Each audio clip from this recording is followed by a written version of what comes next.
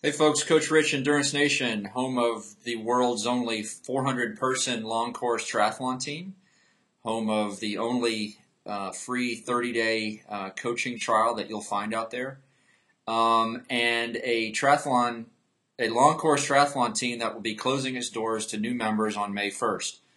Um, Today I'm going to talk about the long bike. Cycling training volume. We just got back from our tour of California. I have lots of long bike ideas in my head. I've gotten some email from folks about our training plans. And I'm recording this video for all of our Endurance Nation members, our fans on Facebook, and all of the Endurance Nation race groups that I'm responsible for, which are Coeur d'Alene, Wisconsin, Louisville, Arizona, and I forget which, and I'm doing this all in one video because I want to say it once and not record 5 different videos. So this is going out to a lot of places. But first, let me talk to you about why exactly are we closing our doors to new members on May 1st.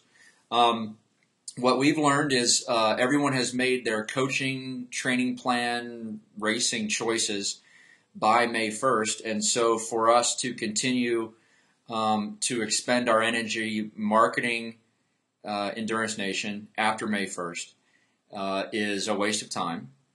And just like any other team, your little league team has sign-ups, and sign-ups close on date X. That's what we do. On May 1st, we close down the free stuff. Rich and Patrick with our marketing hats on, trying to convey to you the value of Endurance Nation. And we say on May 1st, you're either in or you're out. If you're in, we're completely focused on teaching you how to train and race and creating PRs for you across your 2009 long course race season. If you're not part of the team on May 1st, you're racing against our team. We're very clear who is on the team, who's not on the team. We are committed full-time to creating great races for our folks. And if you've made the choice to not join our team by May 1st, you're racing against our athletes, and it's our job to make sure that they beat you, frankly. Your next opportunity to join our team will be in the fall. So what that means is between now and May 1st, we are sharing information with you. We are doing videos like this. We are hopefully conveying to you the width and the depth of our training and racing knowledge for long course and for long course half Ironman and Ironman distance triathlon. We know what we're doing, and we're going to share that with you until May 1st. But after May 1st, the doors close. We're not going to talk about what we're doing. We won't talk about how we're teaching our athletes to race because that's what they're paying us for. You're going to see us at the races. We have 400 members. At every race, you'll see between 20 and 30 athletes wearing kit like this. You'll see Patrick and I at the races supporting those athletes. You will likely pass some of those athletes on the bike, and most of them will pass you on the run because we teach our athletes that the race doesn't start until mile 18 of the run. You'll see us there. You'll see our athletes there. You'll hear about us putting our folks in a pre-race dinner with 45 to 50 of our athletes, spouses, kids, husbands, etc. And you'll know that none of those people have paid us more than $79 a month for the race experience and the training knowledge that we will give them. So having said that, I'm still in happy, joy, all smiles, free mode. And today's topic is the long bike and cycling volume, and why do Endurance Nation training plans only have a consistent 4 to 4.5 hour long ride, and the only time you're riding longer than 100 miles is for 2 race rehearsals. There's many good reasons why, but first let me talk about the expectation that you have, which is built, which has been formed through the culture of the sport. Okay, you can you could talk to your training partners, and your training partners will say that it's necessary that you do several rides longer than 100 miles. I will tell you that those training partners are working off of a sample size of 1, which is them. Patrick and I are working off of a sample size of first of all, us. Between the two of us, we've probably personally finished upwards, well, I think Patrick's at like 14 Ironmans, I'm at 8. So let's call it, 20 to 22 Ironman training cycles. We've each coached individually 200-300 individual Ironman athletes, and we've been coaching Ironman full time for a combined total of 15 years. So we bring our own experience as both athletes and coaches to the table, and that's reflected in this 4 to 4.5 hour bike. You may also hear lots of coaches talking about their views on the long bike and on cycling volume. I can tell you that probably 80% of the coaches out there are coaching you out of the same books that you have read. They're not putting in a lot of, or rather, it's only natural that a coach begins coaching athletes by relying on the advice of other coaches and other training experts, which is usually found in books. Now, depending on that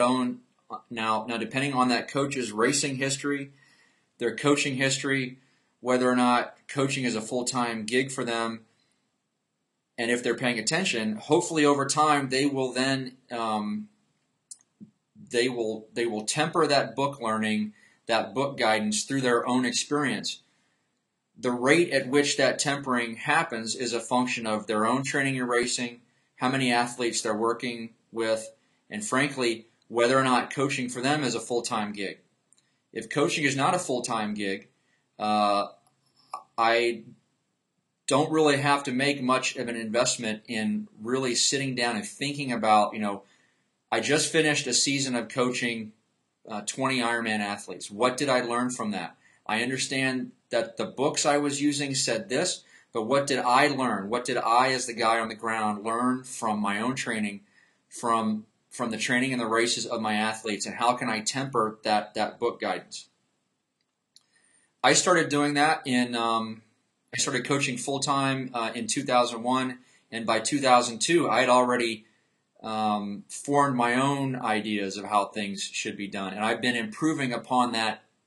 I've been tweaking those methods year after year after year, and so where Patrick and I are at right now with regards to the long bike and to cycling volume is the result of a great deal of our own training and racing experience and the racing and the training experiences of hundreds and hundreds of athletes.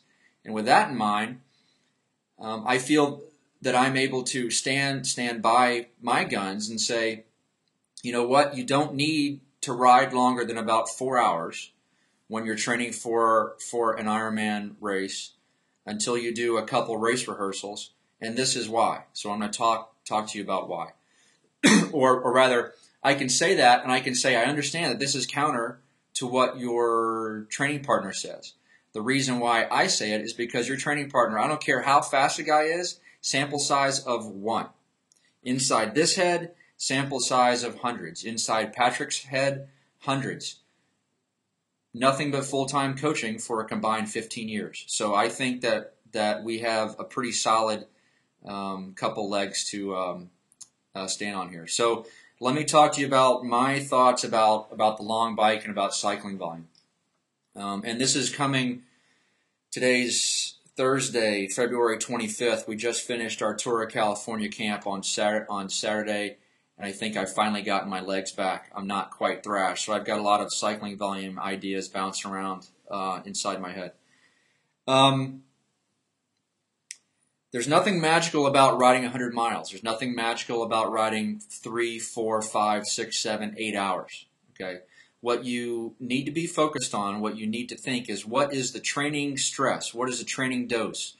What is the amount of training goodness that I'm imparting to my body when I get on the bike, when I clip in on at 7 a.m. on a Saturday, and when I unclip at time X. What's not important is how long you, or rather, while there is some importance attached to how long you're riding, what's much more important is how much work you're getting in that time that you're riding. And I'm going to speak to everyone in power training terms in a way that you can understand even if you're not training with power. In the power training world, we have this concept called training stress score, TSS. Think of it as money in a bank account, okay? You clip in on a Saturday and you ride the way that you're going to ride, and in a 4-hour ride, you accumulate typical triathlete zone 1 kind of riding. You get about 175 TSS points, 200 points in that 4-hour ride. Let me back up by establishing a frame of reference for you. The Ironman bike. Typically, what we see athletes riding the Ironman bike with power is they typically accumulate between 275 to 330 TSS points. So when you think of long ride, attach that frame of reference of between 275 to 300 TSS points, which is your typical Ironman bike leg. Now, the harder you ride, the more TSS points you can accumulate in that time. So you ride 4 hours, you put up 200 TSS points. I ride 4 hours, I put up 275, 300 TSS points. What that means is for the same amount of time, I've imparted I've accumulated 75 to 100 more TSS points than you have. I've put 100 more stress points into my legs, forcing them to adapt so I get more fit next time. But that's not the only thing. It's not just about that, 75 extra TSS points. The second thing that you have to think about is the way that I have accumulated those TSS points by doing a lot of threshold work, by riding at a higher intensity, means that I have accumulated points in a fashion that makes me faster. Okay, so not only have I come off the bike having given myself more stress, but I've done it in a fashion through inserting lactate threshold stuff, by doing lots and lots of work, by riding fast. I've done it in a fashion that not only builds my ability to ride longer, but also builds my ability to ride faster. And that's a key element that people don't think about. I mean, if you go out and you ride 4 hours easy, all you've done is you've gotten better at riding 4 hours easy. You've not made yourself faster. So the reason why, if you talk to me 2-3 years ago, I was having people doing 5-6 hour rides week after week after week. But what I found is we could, by having them ride harder in a shorter amount of time, they could accrue the same or greater amount of training stress in less time, and they did it in such a manner that it made them faster. Okay, so I would say, typically what happens, someone opens up an Endurance Nation training plan, and they go straight to the back of the book, right? And they're looking, what's my highest volume week? What's the highest volume ride that I'm doing? And they look and they see that in a 20-week Ironman training plan, those longest rides happen, the long rides top out at about 4 hours, 4.5 hours. And the longest rides they have are at 2 weeks out and at 4 to 5 weeks out, and they are Ironman race rehearsals. Everything else, every other ride they're seeing is 4.5 hours, week after week after week. And they're coming at this with a frame of reference that they've picked up from, Going Long, Triathlete's Training Bible, Mark Allen, Slow Twitch, all these other places, their training partners, where they're seeing Ironman cycling means week after week after week of 5-6 hour rides, of 100-mile rides. We're standing by our guns by saying, we've done that. We've done it. This is what we've learned. We've done it a different way. This is what we've learned. This different way is better because you're putting a solid amount of training stress in your legs. You're doing it in a manner that makes you faster, and you're off the bike an hour to an hour and a half, sometimes 2 hours sooner. If the hard drive on my Mac didn't melt last week, I could show you my 2008 power files when I was training for Ironman Coeur d'Alene, in which I had several 3.5 to 3 hour and 45 minute rides where I put up Ironman flavor TSS. So I put up 275 to 300 TSS points, which is Ironman flavor, in 3 hours and 45 minutes. I saved myself, not only did I save myself an hour and a half of sitting on the bike, but it was a lot of hard riding and it made me much, much faster. So that's my long bike piece. I'm going to pause here for a second. Facebook only allows me to record a 20-minute video, and I've been talking for 16 minutes, so I kind of have to hurry this up. I'm going to keep this open so I know how long I've got. So let's talk about cycling volume. We just did a podcast on our experience with the Tour of California, and if you listen to that, hopefully you picked up that we feel it's much more. Well, first of all, to sort of set the stage, everyone except maybe 2 or 3 people who did our Tour of California camp experienced a 500% increase in their volume from what they were doing before they came to the camp to what they did during the camp, which is to say, these people were riding on a trainer in the northeast, for between 3 to 4 hours max a week.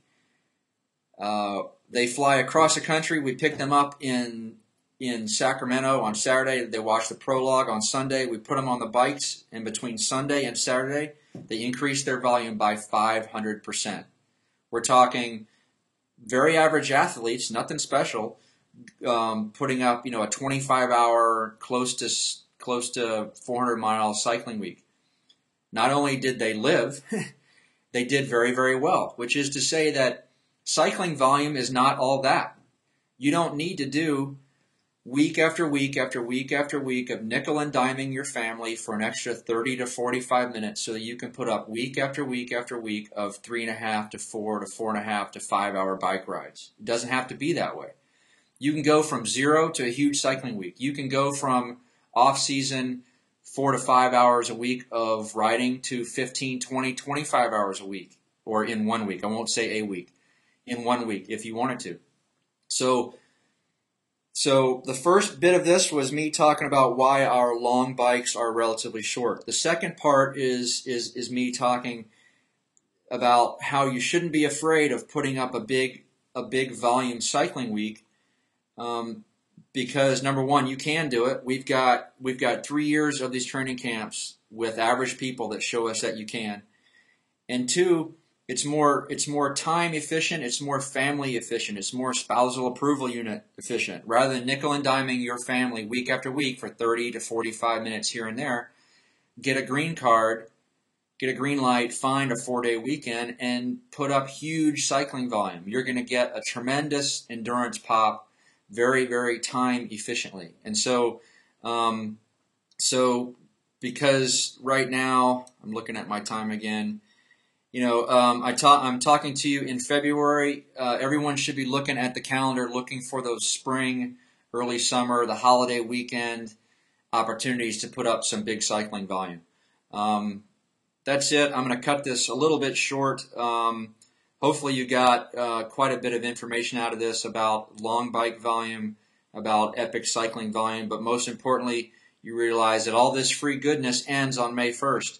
And after May 1st, you're either part of the team or you're not. If you're not part of the team, your next opportunity to join will be in the fall. You will see us at the races. You will see our athletes at the races. And when you do see us and you see what kind of race performances our athletes are putting up, they've only paid us $79 a month. This is Rich signing off. Have a good week. Bye.